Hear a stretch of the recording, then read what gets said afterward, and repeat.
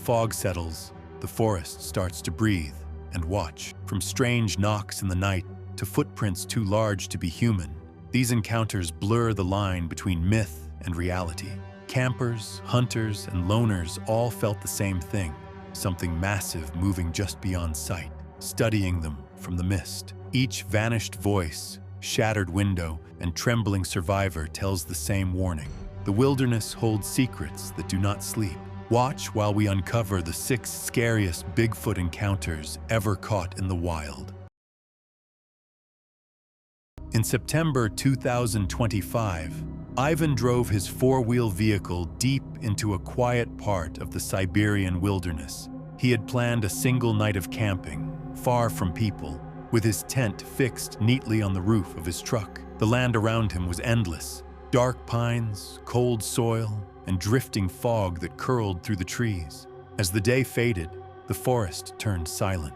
Even the distant birds seemed to vanish.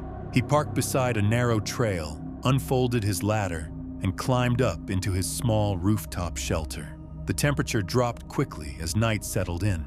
The mist grew thick, sinking low to the ground, and a strange stillness filled the clearing. The air had an earthy smell, damp and heavy, clinging to every surface.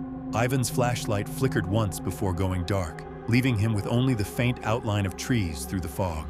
Somewhere far off, a soft noise began, low, uneven, and hard to place. It echoed once, then again, closer this time, like the slow exhale of something vast. Branches snapped somewhere beyond the truck. A dull thud followed, steady, deliberate, heavy enough to shake the frame of the vehicle. The tent shivered slightly, a faint ripple running through the canvas. Ivan stayed still, eyes open, body tense. A scraping sound came from below, harsh metal against metal. The noise dragged slowly across the roof rack, as if strong hands were testing the steel. The truck swayed once, and something pressed against the side panel, leaving faint dents that deepened with each push. The forest remained otherwise quiet, every sound swallowed by the fog. Ivan's breathing grew shallow as the scratching returned, now jagged, faster, across the roof. The air filled with the scent of soil and wet bark. A deep growl rolled through the clearing, long and guttural, carrying through the mist like distant thunder. The tent shifted again under sudden weight. The structure creaked. Ivan reached for his light, but his fingers brushed against broken glass. The casing cracked clean through. Moments passed in silence. Then came a sudden impact, a loud strike that shook the entire frame of the truck. The creature's movement scraped down the side, leaving long, irregular marks along the metal. The tent walls bent inward briefly before snapping back. Ivan's heartbeat filled the darkness, rapid and uneven.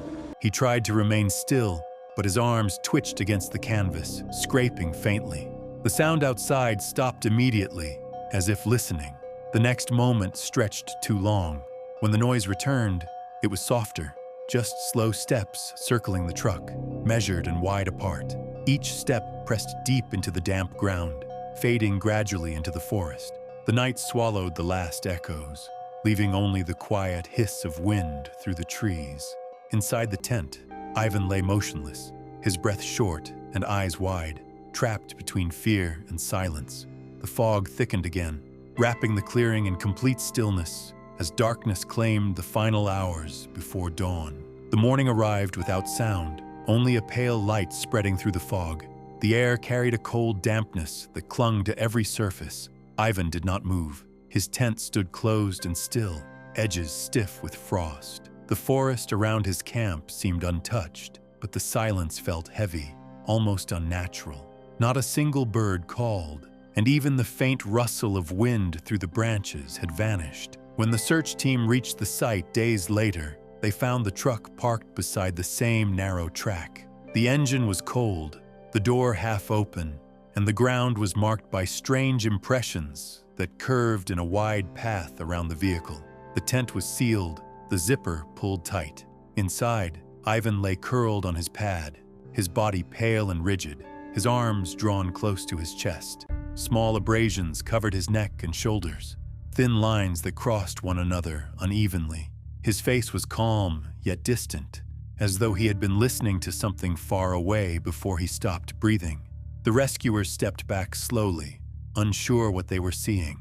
Along the roof of the truck, deep marks cut into the metal, jagged and wide apart, as though made by strong hands or claws dragging across the surface. The side panels showed the same damage, uneven but deliberate, each line pressed deep into the paint. The flashlight lay near the front wheel, broken clean down the middle, its lens cracked, the switch bent sideways. Near the trees, the ground told its own story.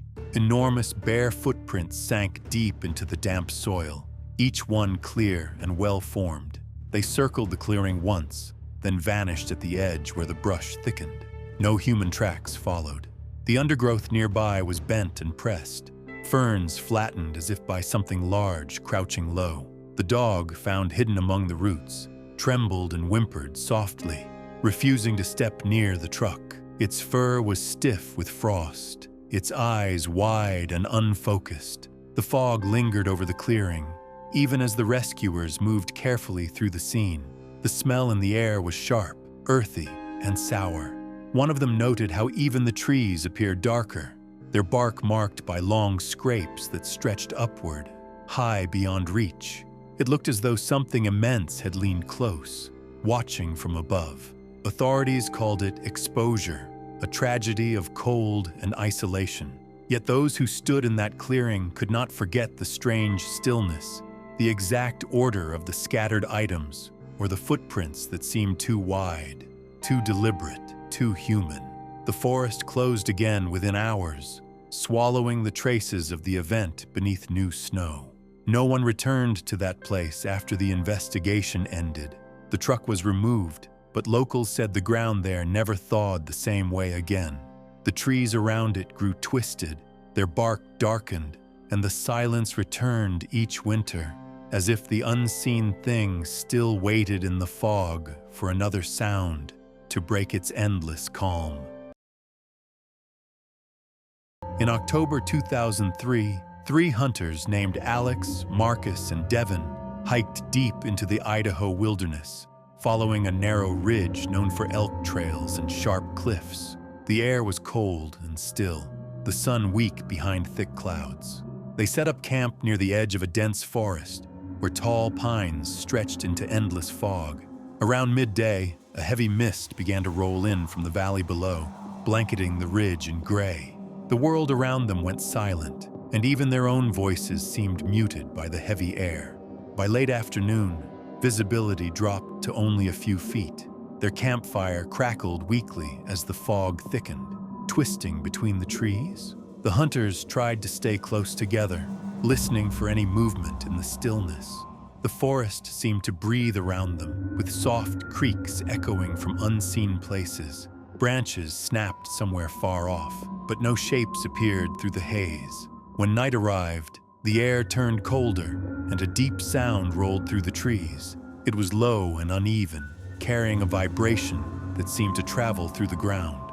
The men froze. From the shadows beyond the light of the fire came faint thuds, spaced apart like slow footsteps. The trees shifted, as if something large was moving among them. The sound came closer, then stopped completely. Moments later, something brushed against one of the tents, pushing the fabric inward before pulling away. The fire flickered violently, as if hit by a gust of wind, though the air was still. The hunters stepped back, their eyes scanning the darkness, but the fog made it impossible to see. Then came a sharp crack of wood, followed by a deep growl that rattled through the clearing. The camp erupted into chaos. The fire pit scattered as something heavy moved through the camp, overturning packs and throwing gear into the air. A figure loomed for an instant on the edge of the light, tall, broad, and moving upright. It vanished as quickly as it appeared. One of the tents collapsed as if crushed from above. The ground shook under sudden heavy impacts. Marcus stumbled away from the clearing, blinded by fog. Behind him, a short scream echoed before cutting off. The sound of snapping branches followed, moving deeper into the trees. The air grew still again, broken only by the hiss of the dying fire. By morning, the ridge was empty. The camp still stood, the smoke from the burned-out fire curling upward into the cold air. Their rifles and bags were untouched, resting in the snow. Only the footprints remained, massive, bare impressions circling the site, fading into the forest where the fog hung thickest. The hunters had vanished without a trace, leaving only the silence and the marks that spoke of something far larger than any human. When rescuers reached the ridge 2 days later, the sky was gray and the wind was sharp. The scene felt frozen in time. The small camp looked untouched since the night of the storm, yet something about it felt wrong. Their belongings were still there, arranged as if waiting for the owners to return. The tents were half buried in frost, and ashes from the old fire had hardened into a thin crust. Large marks in the snow still surrounded the area, deep and wide, as though made by something walking barefoot across the cold ground. They followed a looping pattern that stretched around the site before fading into the dark forest. Teams searched the woods for hours, but found no clear path. Branches along the trail were bent high above normal reach. Some snapped clean through. Rocks near the edge of the ridge bore faint scratches that ran across the surface in irregular lines, almost as if something had pressed its weight against them. The searchers called out, but the sound of their voices vanished into the fog. There was no echo, only the soft crunch of snow beneath their boots. By evening, the fog thickened again, and the temperature dropped sharply. The rescuers made camp lower down the slope, uneasy but determined to continue. Late in the night, a lone figure appeared through the mist, stumbling toward their light. It was Marcus. His face was pale, his clothes torn, his hands covered in frost. He could barely stand, his movements slow and confused. He was carried back to safety, while others remained to keep watch on the ridge. In the following days, searches continued, but there were no signs of the missing men. Marcus was too weak to explain clearly. He spoke in fragments, his voice hollow, his eyes unfocused. He mentioned movement in the fog, something tall that walked without sound, and a force that dragged his companions away. Authorities recorded his words, but later blamed exhaustion and cold for his state. The final report listed the cause as exposure and disorientation. Locals in nearby towns refused to accept that explanation. They avoided the ridge during misty weather, saying the place carried a stillness that did not belong to nature. Hunters who entered the valley afterward reported strange sensations, like being watched from behind the trees. Some claimed they heard steps that followed them for miles, always slow, always measured, never visible. Years passed, but no trace of Alex or Devon was ever recovered. Their names were carved into a memorial stone at the base of the trail, though few dared to visit. The ridge became known as a place of silence, where fog gathered even on clear days. Those who walked too close to its edge sometimes felt a vibration underfoot, a faint rhythm like the echo of something heavy moving below the snow, patient and unseen, waiting for the mist to return.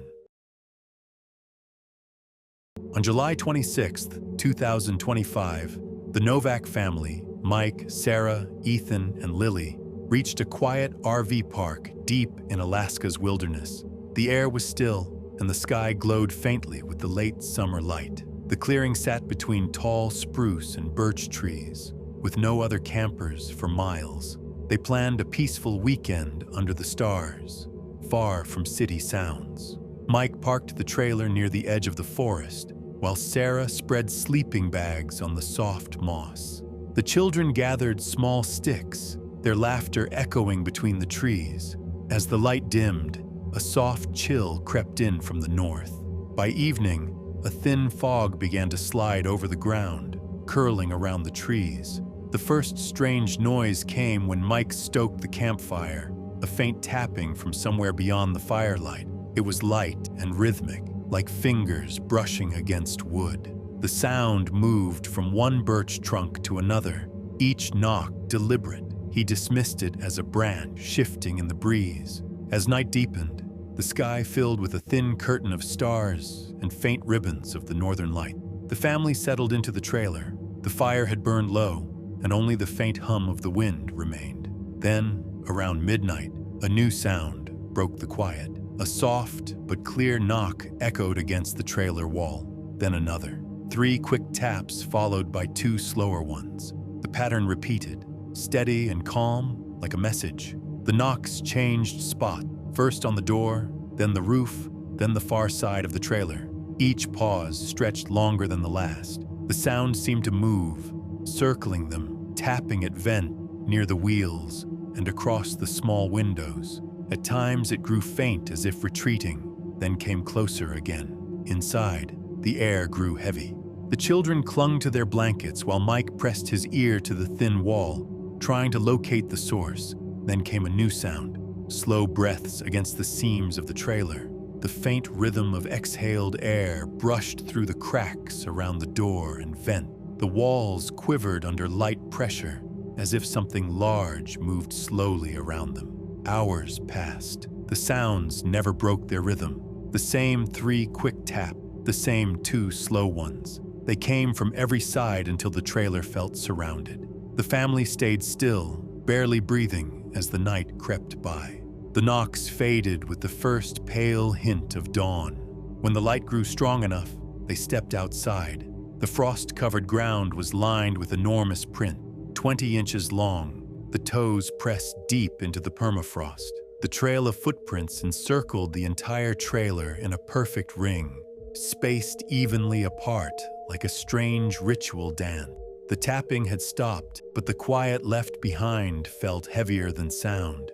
The family packed in silence and drove away, the morning sun weak behind the mist. As the family left the empty clearing, the mist thickened behind them, swallowing the trees and the marks in the soil. The narrow dirt road curved through endless spruce forest, each mile silent except for the hum of the tires on frozen ground. No one spoke during the long drive back to the main road. The trailer windows stayed fogged, and the air inside felt colder than outside. It was as if something unseen followed from the distance, unseen but present, hidden between the trees that lined the way. By the time they reached the next town, the sky had turned pale blue. The frost still clung to the corners of the trailer, where faint circles of moisture had formed, as if from breath.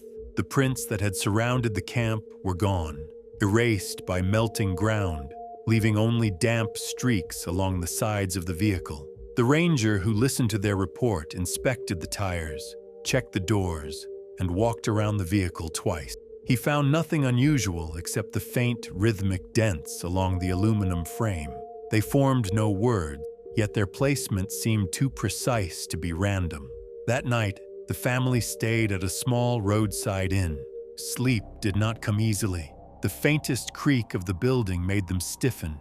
Every small sound seemed to carry the same measured rhythm as before, spaced apart like a distant code. When morning came, Sarah noticed condensation on the window shaped in faint dots and lines, small enough to miss if not seen from the right angle. The marks faded as the sun rose, but their pattern remained in her mind.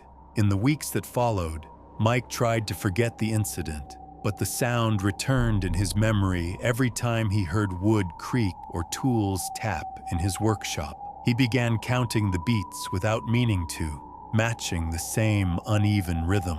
Sarah sometimes paused outside at night, certain she could hear faint taps carried through the wind, as though echoing across long distances. Ethan grew restless, waking from sleep with his fingers drumming lightly on the sheet, always repeating the same strange pattern. When asked about it, he only stared ahead with a blank, dreamy look, unaware that he was moving his hand. Lily whispered in her sleep, her breath rising and falling in rhythm with the same slow sequence of knocks that had circled the trailer that night. Months later, another traveler who stayed in the same RV park reported strange noises near midnight, soft strikes against the metal siding of his camper, evenly spaced and distant, continuing for hours. When he stepped outside at dawn, the ground bore faint depressions arranged in a wide ring, melting quickly under the early light. The Novak family never returned to the wilderness again. Yet each year, when the northern lights shimmer across the Alaskan sky, those who live near that valley say they sometimes hear soft, timed tapping in the trees, like a message still being sent to the ones who once listened. In June 2020, fisherman Lars set out before dawn from a small harbor along a narrow fjord in northern Norway. The water was calm, the air cold, and only the faint sound of seabirds broke the morning stillness. His skiff glided smoothly between the dark cliffs, its small motor humming as fog drifted low across the water. He cast his net, content with the quiet isolation the fjord always offered. By afternoon, the light began to fade behind the high ridges, and a curtain of mist crept over the surface. It thickened with every passing minute, erasing the far shore until water and air blended into one gray expanse. Lars rowed slowly toward the center, trying to stay near familiar marks on the cliffs, but the fog swallowed everything. The sound of his oars tapping against the water became strangely hollow, echoing too long for such a still place. He stopped to listen.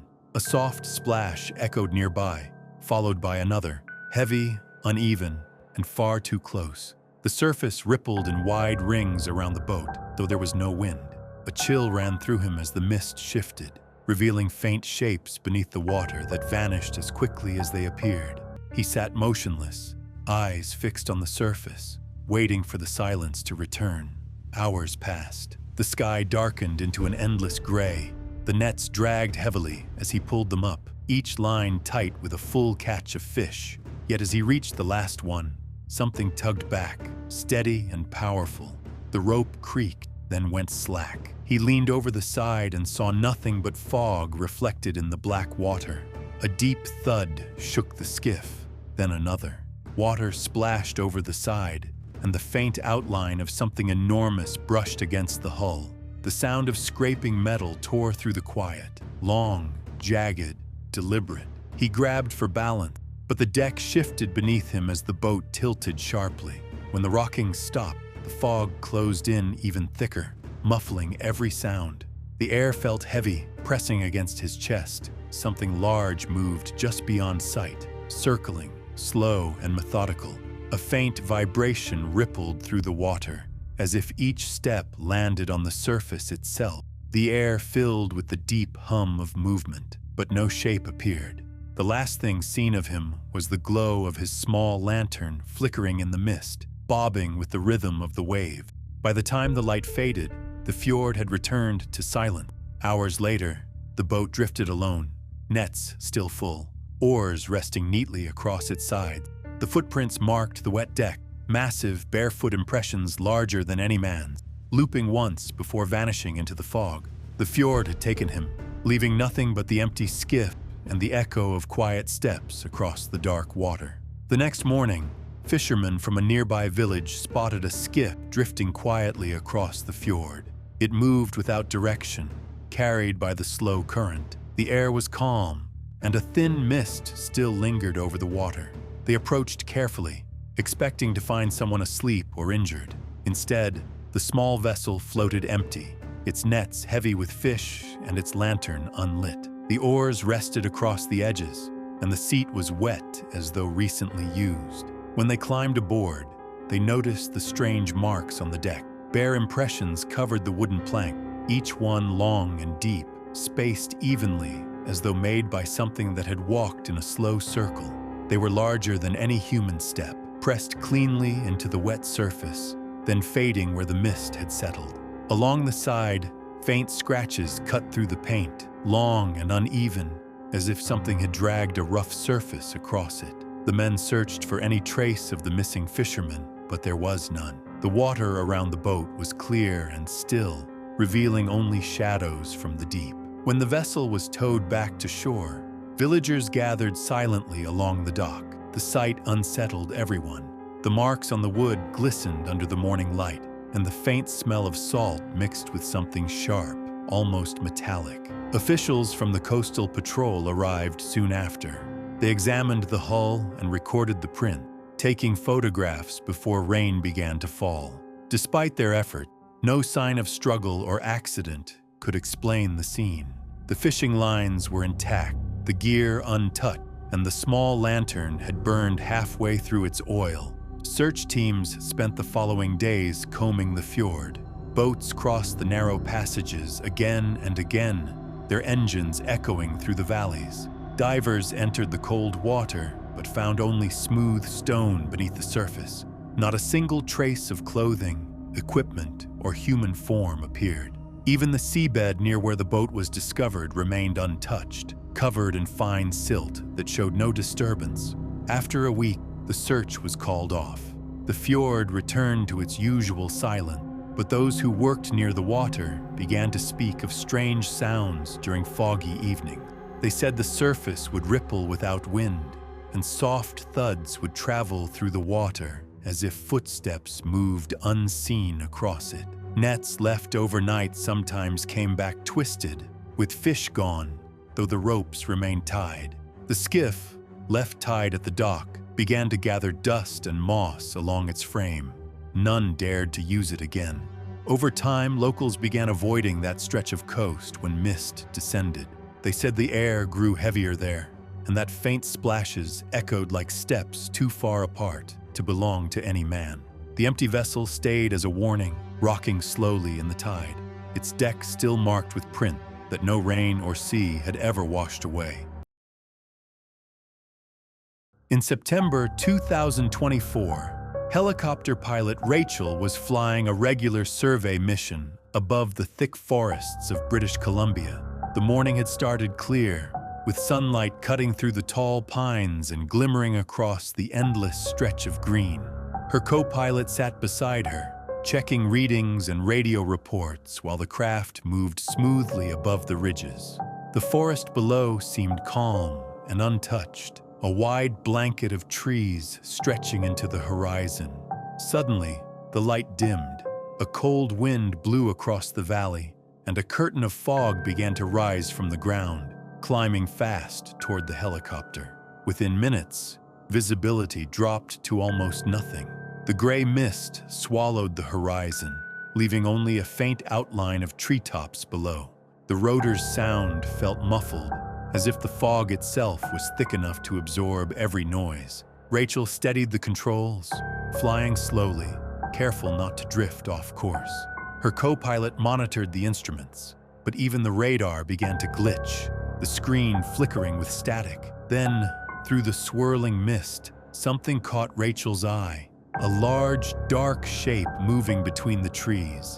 It stood out even through the haze, rising above the canopy like a black pillar. She blinked hard, thinking it was a shadow cast by the sun behind the clouds. But the figure moved again. The form shifted slowly, its body wide and bent slightly forward. It seemed to move upright, one long arm brushing the tops of the trees. It was not like any animal or machine she had seen before. Her co-pilot looked but saw only fog and branches, yet Rachel felt certain it was there. The craft dipped slightly, and for a second, the shape froze, still and massive, as if aware it was being watched. A deep, distant sound echoed up from the valley. It was faint, like footsteps carried through layers of mist, uneven but powerful.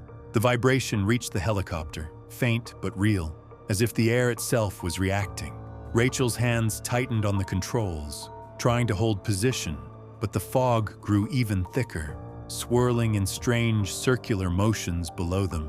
Then, just as quickly as it appeared, the shape was gone. The space where it had stood was empty, only layers of cloud spinning over the treetops. The echo faded, leaving nothing but the hum of the helicopter. Rachel circled once, searching for movement or heat, but there was nothing. The fog was impenetrable, silent, and endless. Minutes stretched into hours. When the mist finally thinned, the forest below looked normal again, peaceful and green, as if nothing had ever been there. Yet Rachel's chest felt tight, her mind replaying the slow, deliberate motion she had seen. She knew something massive had been moving beneath the fog, something that had paused to look back before disappearing completely. When the helicopter landed back at the base, the valley below was already clearing.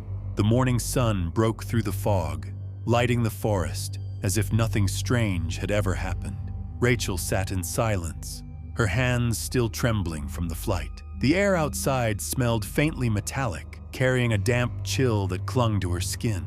Her co-pilot stayed quiet, unsure how to explain what they had witnessed. Later that day, she filed a report with the Forest Service listing the time, weather, and position of the flight. Every detail felt real, but the radar records showed nothing unusual. No movement, no large object, no thermal signature. Officials suggested glare or low clouds had played tricks on her vision. Still, Rachel could not forget the way the dark form had shifted between the trees, too steady and alive to be a shadow. A week later, she returned with a small team to review the valley. The area seemed peaceful, yet something felt wrong. The pines along the slopes had unusual breaks high above their trunks, as though struck from above by great force. A few patches of soil looked flattened, pressed into odd shapes that curved in wide arcs. Animals were scarce, and the forest felt silent, even though the wind moved through the leaves. The group found no clear signs of machinery or vehicles. The only markings were faint impressions at the edge of a dry stream bed, wide, uneven, and sunk deep into the ground. They looked like giant steps, but too irregular for human boots. The prints led into the denser part of the forest, where the canopy thickened and light barely reached the ground. Beyond that, the trail vanished completely. Rachel's superiors closed the case, listing the incident as fog interference. Yet local forest workers began speaking quietly about her report. Some remembered similar sightings from years before, massive silhouettes that moved through heavy mist at dawn, always vanishing before the fog lifted. A few hunters said that when the clouds hung low, strange sounds traveled through the canyons, like deep breathing carried on the wind. Rachel stopped flying over that section of the valley. The memory of that slow, deliberate movement haunted her. Each time she saw mist rolling across the mountains, her chest tightened. She began keeping a small notebook, sketching the outline she remembered, the height, the shape of the shoulders, the stillness that followed. It was not fear that stayed with her most, but the sense of awareness, the feeling that whatever she saw had been watching back. Months passed, and stories spread quietly through nearby towns. Locals said that when the fog thickened before sunrise, something vast moved within it, walking between the trees. Some travelers claimed to see faint outlines that disappeared when stared at directly. Others said the forest had its own guardian, unseen except when the air turned gray. For Rachel, the truth remained above those pines, hidden in the shifting mist that once looked back at her.